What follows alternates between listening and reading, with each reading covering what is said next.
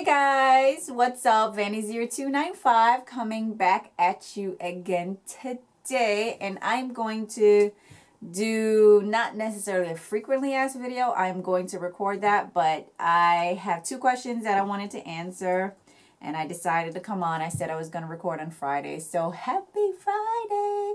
Okay, and if you're wondering, that I get asked all the time, and I didn't want to put into a frequently asked video because I'm going to dedicate that one to hair and maybe, school and some of the other questions I get, like life questions.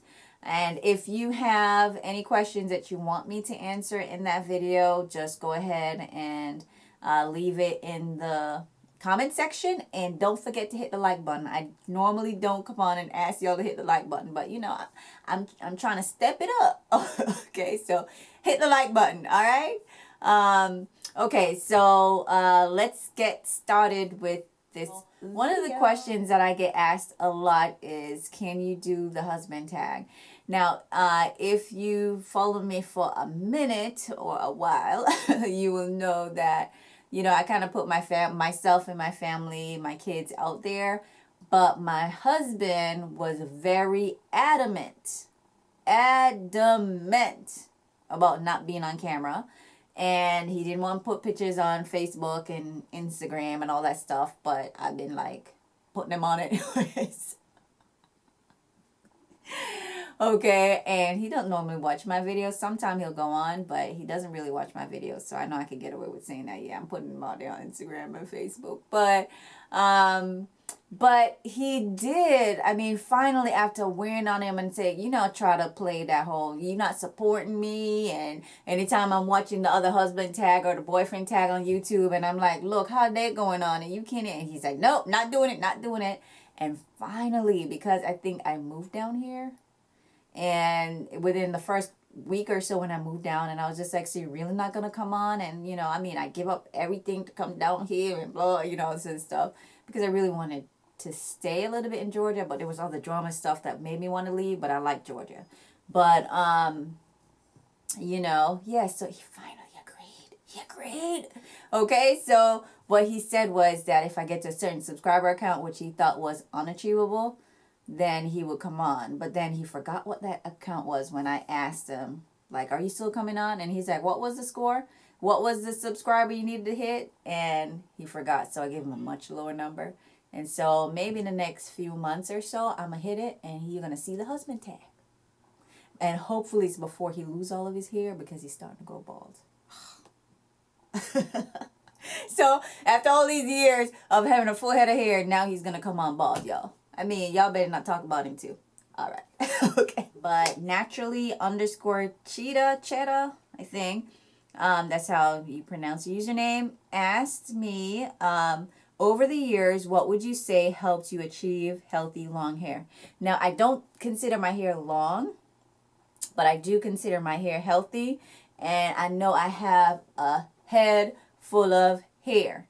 And sometimes it can be thick. So one of the things that I had focused on from a really, really long time, or early on into my journey, is just achieving healthy hair versus long hair. Now, if you notice, my hair is thick from root to tip, right?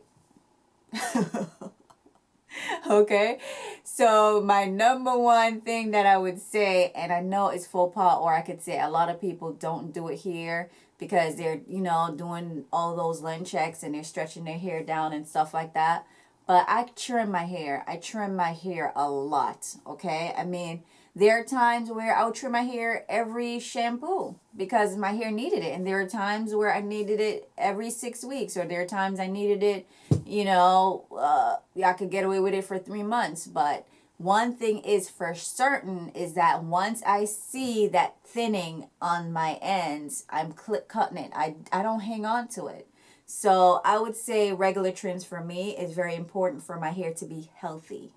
Okay. All right. Now let's talk about shampoo day. Okay. In order for my hair not to break, I have to deep condition my hair first. a lot of people, or traditionally, with me growing up, and hanging out at hair salons, or getting my when I used to go myself as I grew older, I realized, you know that you normally deep condition after. So you would do wash, condition, deep condition, and then you go under dry, right? When you had your perm, that's what you were doing, and that's what I was doing when I had just became natural. But some point along the way, I realized that because my hair was so thick, that I needed to deep condition first before I wash, because if I don't, then I'm gonna have so many tangles. My detangling was gonna be like forever, y'all. So I deep condition my hair first. So I deep condition, then I shampoo. I have to shampoo my hair. I know some people can get away with not shampooing, but I have eczema, and if I go past 2 weeks, you would see like my skin right here, it gets really white. And some in my videos you will see it. So if I'm at like my 2 week mark, you will see it start spreading down in my face. So I have to make sure that my shampoo I shampoo and really clean my scalp. And when I don't, I feel itchy, and then all of that stuff. So I, however, only use natural shampoos. I'm not saying that you have to use natural shampoos to have healthy hair, but I don't do like, go to Walmart and buy shampoos. For me, those shampoos never worked. And in the beginning of my journey, I always said I hated shampoos. So I invest in really good shampoos. And I'm not saying that you have to spend more money to have it be a good shampoo. But for me and my hair, I had to spend more in order to get the results that I wanted from my shampoo. So I shampoo, then I condition, and now I detangle with the conditioner in my hair. Then I wash it out, and I have another technique that I just tried for the last couple of weeks. But before I share, I just want to make sure, because it's very strange. It's very weird. Very, very weird. But you know how when you detangle your hair, then you go in the shower and wet it again, then your hair tangle up a little bit more. So when you get out the shower, before you have to twist or braid or do whatever, you still got some knots and you got to detangle again. Now I'm doing something different, and it's not doing that. So, but I don't want to share it yet. So I do all of that stuff on my shampoo day. But because it's so much stuff, and some of you be like, man, she got to do so much stuff with her hair. So another thing on me in getting or achieving healthy hair is being patient with my hair. I am very patient. I don't do all these stuff when I know I have something to do or I have to go somewhere. If I have to wash my hair, that's my free day. Okay, so I'm not gonna be grading any papers. I don't have a lunch date or a dinner date or anything, because I'm gonna be working on my hair that day, because I don't shampoo every 2 or 3 days. So if I'm gonna shampoo once a week or once every 2 weeks, then I can be patient with my hair on those days, because if you're gonna rush when you're detangling, you're gonna break off your hair. So I'm just very, very patient and gentle. Some people, when they see me do my hair, they're like, man, you're so gentle with your hair. I have to be gentle with my hair, because I don't have 3C hair, or I don't have a head full of forehead hair. I'm not hating on those people hair. My Jamaican accent was coming out strong. Yeah, but I don't have that hair texture. So I know from my hair texture, 4BC, especially up in this parts up here, whoo, okay, I gotta be real patient. Okay, so I would say that. And the last thing would probably be my moisturizing routine, which I know I have to make a video on that. And it's not rocket science, like I said. It's just what I do, what I find out that works for my hair. And I will share how I moisturize. And you guys seen it all over YouTube. I'm not inventing anything here. But if you guys wanted to see it, I'm going to do it. But what I will say, though, is that because I wear my hair out when I'm outside all the time, you won't see me in a protective styling out. I make sure that I moisturize my hair before I go out. And when I come back in, I moisturize my hair again. And I might, put in 5 braids for the night and put on my satin cap. So it's, and I do big braids. Now I'm roller setting. But typically I just, make sure that my hair is always moisturized.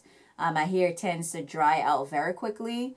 And so those years when I wasn't moisturizing my hair, I was wondering what the heck is wrong with my hair, and I would lust after these, girls with um, three, C or twos or whatever. And now I realize with this head of hair, the longer it gets, or the healthier it looks, the more compliments I get. Like, I get so many compliments on my hair that I would, sometimes I'm like, really, this is a bad hair day. But yet still, you don't have to have, if you have girls out there that's struggling, or wanting to get that texture that you weren't born with, I would say just work what you got till the point where you're gonna see, once your hair gets longer and being thick, and all that stuff that you would think that people would be like, man, your hair just look awesome. Wait till it gets long and you will see. So when you go out with,